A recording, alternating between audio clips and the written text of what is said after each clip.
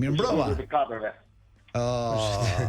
Përshëndetje, po ti si thua kam përshtypje pse mund marrë një tjetër. Jo, di pse se Klori u tregu shumë e keqe. Tha, ke njërin në linjë, po s'më tha emrin, se ka një listë me emra të heq me cilat duhet lidhen sot. Do të apo të surprizë. Nuk e di Gzim Sinemati si e di drejtorin kaq Klori ka larg. gjetur fiks ka njërin. Nuk tha drejtori është ylli. Jo, S'është ai drejtori vërtet. Më trego pak si duket zëri në distancë si drejtorit vërtet. Më pëlqen ai kur është larg, zëri aty më pëlqen. Kur këtu afër më duket një zë shumë kështu. Një zë triplus. Dëgjoj, di çka ka. Sot e ka pas sot pas. Manush. Si do shkoj në emision pa ty tash? Unë jam sot bëj emisione pa ty. Më tha mo po pra posa ata të tjerë do mundohen të mbyllin gojën. Ai është Çelçi Kopi. Çelçi Shkodran. Më erdhi sot një informacion nga një Stafford drejtori që ka gjithë ditën që lexon gazeta për Xhamalin dhe për Pedrin. Nuk e di tani si do e lidhë këtë me Shqipëri-Serbi. Drejtor, fjala për ty. Do që para pak çastesh konferencën e Serbisë, trajnerit Stojkovic ishte shumë interesante, sepse më la përshtypjen që ai e njihte shumë mirë ekipin tonë, domethënë nga apo një ditë poshtë. Po. Deri lart pastaj te pjesa që duket edhe u përpoj që ta tregonte këtë gjë me shenja, domethënë që kishte parë ndeshjet e Gjimshitit, kishte parë ndeshjet e Frakoshës, kishte parë Asanit, domethënë deri në Kore kishte shkuar për ta monitoruar, jo se ka shkuar fizikisht, po. Normal. E kanë dhënë domethënë disa detaje të tjera, e dinte shumë mirë se çfarë Vetë gjë që është ajo shqetësuese është kjo që bëhet maksimal që çfarë po ndodh atje.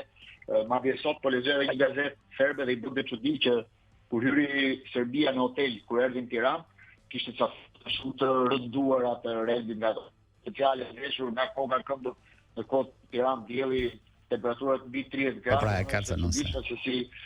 Si krijohet kjo frymë kështu kur askush nuk besoj që ka ndonjë se ka mendin e fare. Drejtor, më fal një ndërprerje. Po drejt ai trajneri i Serbisë arriti deri ke Daku dhe Broja në këto emra që përmendë ti apo? U po them Daku dhe Broja diskutohet deri korrekt te Asani kishte monitoruar mirë situatën, më di sa gola ka bërë, ndërkohë që po pyesë në studio do të thotë se di sa gola ka bërë. Do ishte i qartë se çfarë interesante. Çfarë kemi, çfarë ekipi kemi. Ai pastaj bëri ato deklaratat që të bëjnë që ekipi është i mirë, mbrojtja është e mirë, ka shumë të rrezikshëm, do të bëjmë shumë kujdes to që dihen zakonisht. Po. Mënyra se si ai përmendi disa emra, disa lojtarë dhe na la përshtypjen që të kuptojnë që ai është shumë mirë se si është kontari. Ai tani kam parë edhe 5 ndeshje dhe më ndeshje duke parë më shumë. Pra i di pikat tona të dobta. Gzim. Punën ka bërë Glen. Po kapiteni nuk e di, nëse ka një deklaratë nga kapiteni kontarës. Kishte një gjë interesante që Dragan Stojkovic e filloi konferencën për shtyp me një urim për festën e Kurban Bayramit. Me vërtet?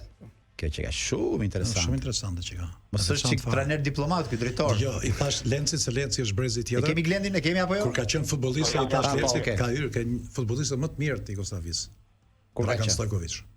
Vetëm Xhajić që është përpara, edhe janë 2-3 emra të mëdhenj. Ka luajtur futboll shumë bukur.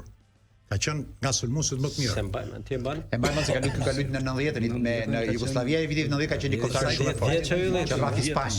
Një vjet. Ky ka qenë njerëz, ka luajtur edhe me Veronën, mos gaboj dhe unë kam dik. Veronën po i dëmtuar. Po sidoqoftë ky ka unë nëse harroj kurse ka qenë Jugosllavia që rafi Spanjën në një ndeshje të madhe ka bërë Jugosllavia dhe ka qenë Jugosllavia e fundit kjo gzim, e në Italinë e 90-s.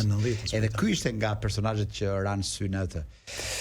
Okej, Glen, me që jemi akoma lidhë, nuk e di. Stojkovic është shumë interesante. Në 90 për shumë ne lojtarët e parë serb që luan njëfshim ishin Savicevic, Prosinec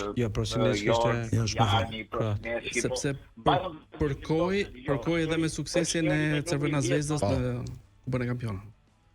Glenti. Është që do dihet limit perfekte. Është si Iliani i Jugosllavisë është. Ishte të numri 10, ky Stojkovic mbapi gjithmonë numri 10. Në vërtetë që kishte një goditje shumë të mirë nga tani ideja është se standardi jashtë zone ishte perfekt.